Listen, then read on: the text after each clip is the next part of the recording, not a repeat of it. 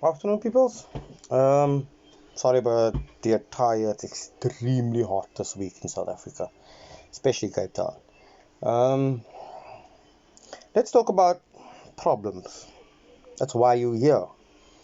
The YouTube channel is only dedicated to unique problems. So what we are about to show you guys is, I wouldn't say the lost mechanic didn't know what he was doing. He know what he was doing. It's just the little details he missed out on. Small little details he missed out on. And that small little details actually screws you around to the point where you end up scratching where you're not supposed to be scratching. Um, yeah, that is basically where my investigation took me when it came to this vehicle. I checked the timing on this vehicle 3 times. I tightened up some things like the notch on the crank, the gear, the sprockets, everything, including on the cam setup. Everything I tightened. I reclocked the timing. I tightened the timing. Guys, most of the time I encounter bad, very bad timing installations. You can't just throw a belt on and then slap the tension on. You gotta double check where the water pump's sitting. That's an important part of this. When it comes to timing. Every single car I go through lately, I have to adjust timing. Just because your lines line up doesn't mean the timing is 100%. You still gotta rotate that motor. Still gotta rotate the engine. You gotta turn it and check, turn it and check, turn it and check. You'll get to a point on that motor where you're going to have slop. Yeah, you're going to have one or two manufacturing problems. The gears may be out of round. These may be round, but the hole for the center part is maybe a little off. Remember, these gears are stamp pressed. They are not forged. They are not casted. They are stamped. It's like dust and they stamp it into a piece of steel. That is how that is manufactured. So if the die press is on 100%, a little bit of movement on a gear off center, you're gonna see it. It's noticeable. That's why we discuss things either before the videos or after the videos. But um, there's a few little details I gotta leave in you. Gotta let you guys know about. Um, Wiring on the vehicle, you can see it was replaced or it was removed and checked.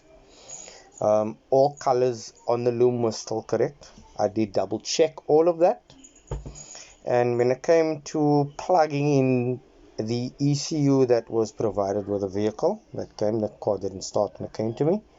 It also didn't even attempt to start because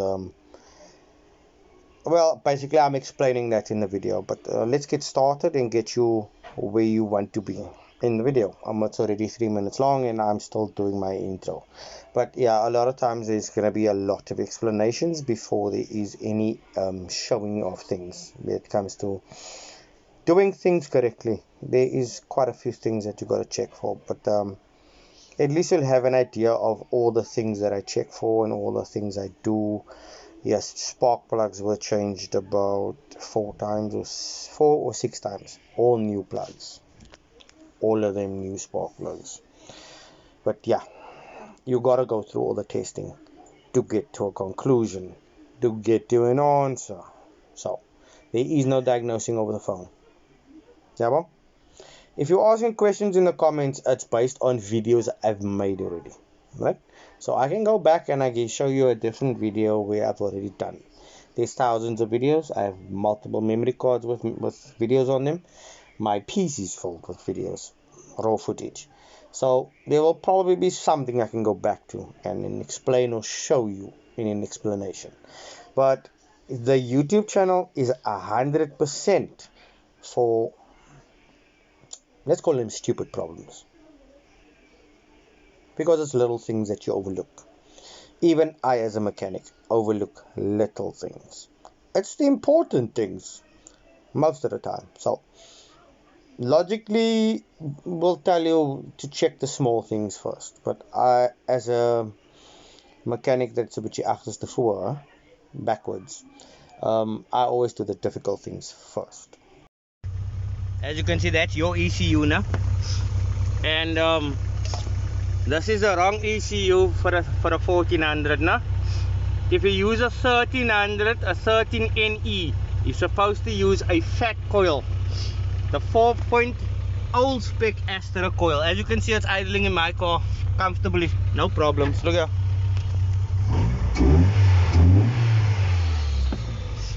That works.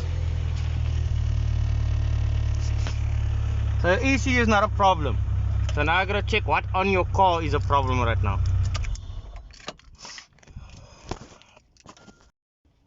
So yeah, here's this morning's victim. She kind of looks like my daughter's car. Same, alles actually. I just checked this. Actually, this is mine.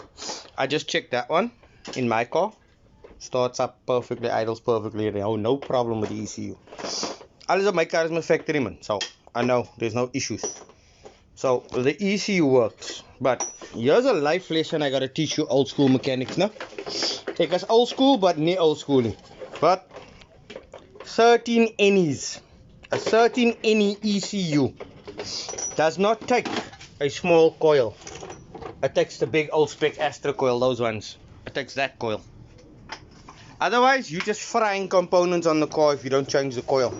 It needs a moose lot of resistance, because that pushes resistance out. So you need a much longer and not a pirate coil. The OEM ones will work still. My car's got an OEM coil on. It will start on my car. But these aftermarkets, it's just gemosh when it comes to changing an ECU. And yeah, that's me putting all the shit back. Almost like I was never in there. Putting all the covers and shit back on.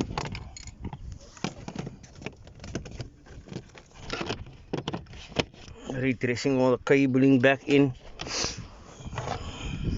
I don't even know what brand it is, but she's an alarm and she works. And now that actually the alarm wasn't working when it came here, the battery was low, man.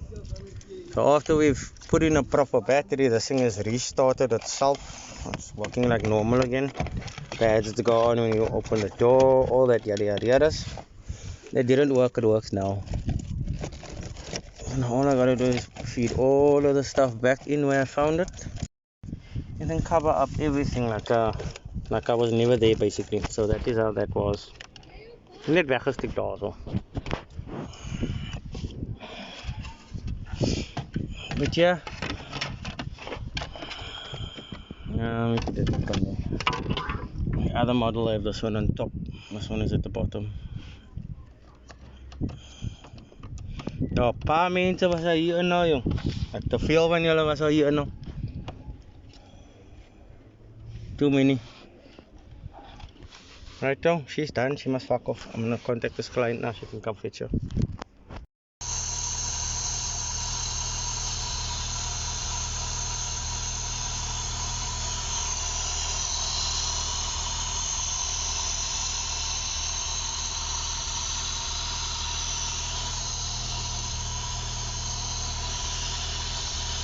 So the shit lying all over the place. Daar lezen maar 2 crank pickups daaronder. 2. Kijk, hij is op de grond. Er uit al. Kijk hier. Zien jullie? That's all the testing you have to go through. Not a 5-minute thing. You have to find out why the car is acting funny.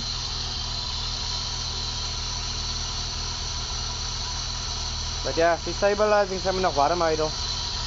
We're busy with the contact points now, making the contact tighter and stuff like that.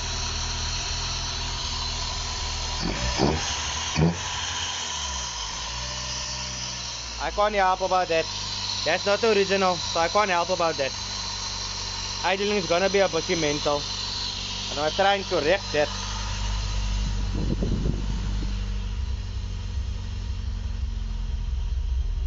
Takes a while to reset itself.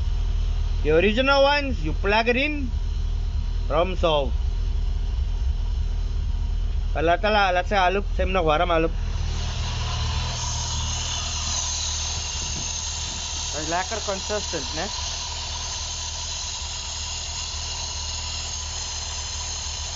It's stable. Don't worry, that's normal.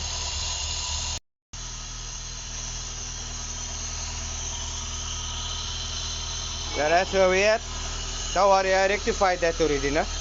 Everything is back to where it's supposed to be again. There's the old coil.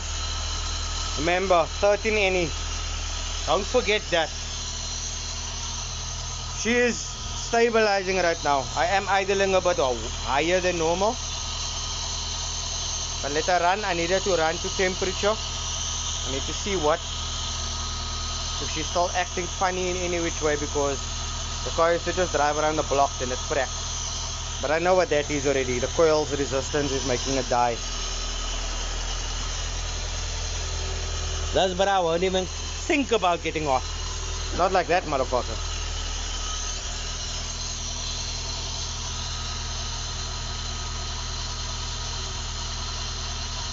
Yeah, that part is a very part. You gotta wait till all the shit runs warm. Fans go on. Alles. You gotta wait till it gets to temp.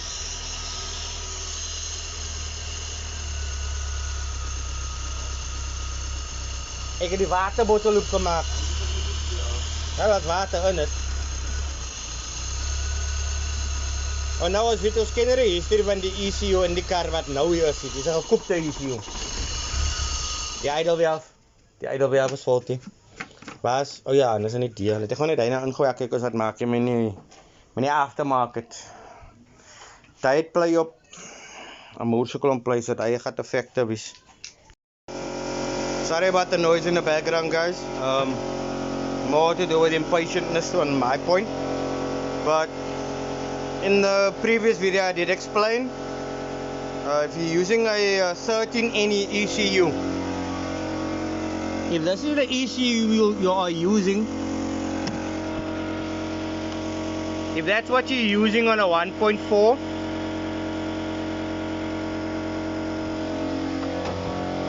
you should be changing the entire engine harness with a coil, right? As you can see, I have wired in a big coil. I'm now going to close up. I leave all the prongs original. I do not cut or splice on people's cars, but all of this I'm going to basically close up. If they want to change this back to normal one day, they can. It's not a problem. But yeah, in the process, these burn out if you don't have it on the 13 NE. This is a 14 NE ECU, and all of the 1.6s on the Corsa Bs. Right? All of the old spec 1.6. When you do the 1.3 conversion, that is the coil. It requires a lot of resistance, which this coil can provide. That one just cuts out and dies on you. On top of that, somehow somebody deep-pinned this. I don't know if you guys can see this, but I am traced 100% correctly, right? Yellow and black, yellow and black. That's a brown. Actually, that's a black and red. That one's a black and red. That's a brown, that's a black. That's a brown, that's a black. So I'm following and tracing the plug identical. I have never changed anything over in any which way ever in doing this. I'm doing this for a very long time. The reason why I'm explaining that, I want you to take note of what I've done here now, right? That is number one. Trace the number one. It's running into number two and not into number one. So our number, yeah, so all we gotta do is basically turn those two signals around. But what I've done was, with the troubleshooting, I just flipped the spark plug leads around. This caused by me 2 days now. Today is the second day. It's about 11 o'clock. Was it now? Yeah, it's almost 11. I'm finally completed with this. I'm going to start the vehicle. As you can see, he's prepping to close up the wiring.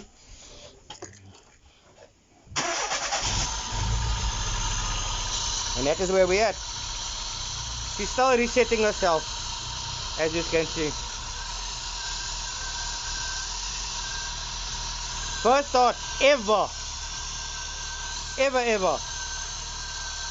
Yeah, by me.